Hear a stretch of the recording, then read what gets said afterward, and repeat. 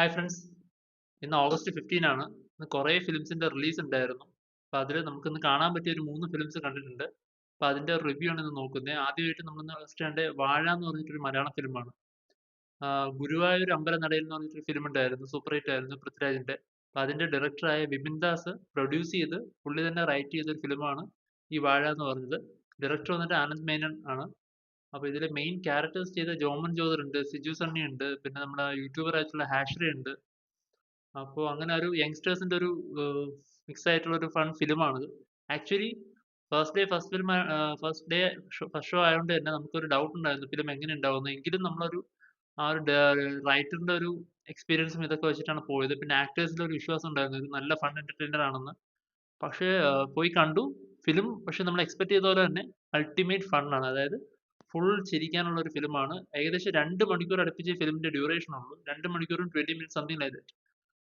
അടിപൊളി പടമാണെന്ന് പറഞ്ഞാൽ ഫുൾ തുടക്കം മുതൽ അവസാനം വരെ ചിരിക്കാനുണ്ട്. നല്ല രീതിയിൽ എൻജോയ് ചെയ്യാൻ പറ്റും. നമ്മുടെ ഒരു എന്താ പറയണ്ടേ, ആവേശമൊക്കെ കണ്ട് ആവേശം, അതേപോലെ തന്നെ രോമാഞ്ചം, ആ ഒരു വൈബ് കിട്ടുന്ന ആ ഒരു യങ്സ്റ്റേഴ്സിന്റെ പടമാണ്.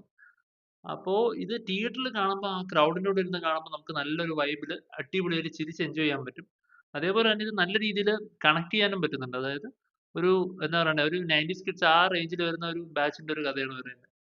അപ്പൊ അവരുടെ ഫണ്ടും ആ ഒരു എന്റർടൈൻമെന്റും മെയിൻലി ഒരു ബോയ്സും ആ ഒരു ഏജിലുള്ള ഒരു ബോയ്സും ബാക്ക് ബെഞ്ചേഴ്സ് അല്ലെങ്കിൽ മിഡിൽ ബെഞ്ചേഴ്സ് ആയിട്ടുള്ള ബോയ്സും അവരുടെ പാരന്റ്സും തമ്മിലുള്ള റിലേഷൻസും അവർ തമ്മിലുള്ള ഒരു വൈബിങ്ങും അതാണ് പറയുന്നത്. സ്കൂൾ ടൈം തൊട്ട് കോളേജ് ടൈം ഫുൾ കംപ്ലീറ്റ് അവർ വരുന്നുണ്ട്. കുറെ ചെറിയ ചെറിയ ഗസ്റ്റ് റോളുകളുണ്ട് സർപ്രൈസ് ആയിട്ടുള്ളത്. അതേപോലെ തന്നെ ഫുൾ ഫണ്ണാണ് ഫിലിം. അതായത് സീരിയസ് ആയിട്ടുള്ള ഒരു സിറ്റുവേഷൻ ഉണ്ടെങ്കിൽ പോലും അതിനുശേഷം തൊട്ടടുത്തൊരു ഫണ്ണായിരിക്കും വരുന്നത്. അപ്പൊ ഫുൾ എൻഗേജിങ് ആയിട്ടാണ് പടം പോകുന്നത്. ഒരു തരത്തിലും ബോറടിപ്പിക്കുന്നില്ല. അവസാനം വരെയും ചിരിക്കാനും കുറേ ഉണ്ട് ചിരിക്കാനും. പക്ഷേ എന്താ പറയണ്ടേ, നല്ല രീതിയിലുള്ള മെസ്സേജ് ഇതിൽ കൺവേ ചെയ്യുന്നുണ്ട്. സീരിയസ് സിറ്റുവേഷൻസ് ഉണ്ട്.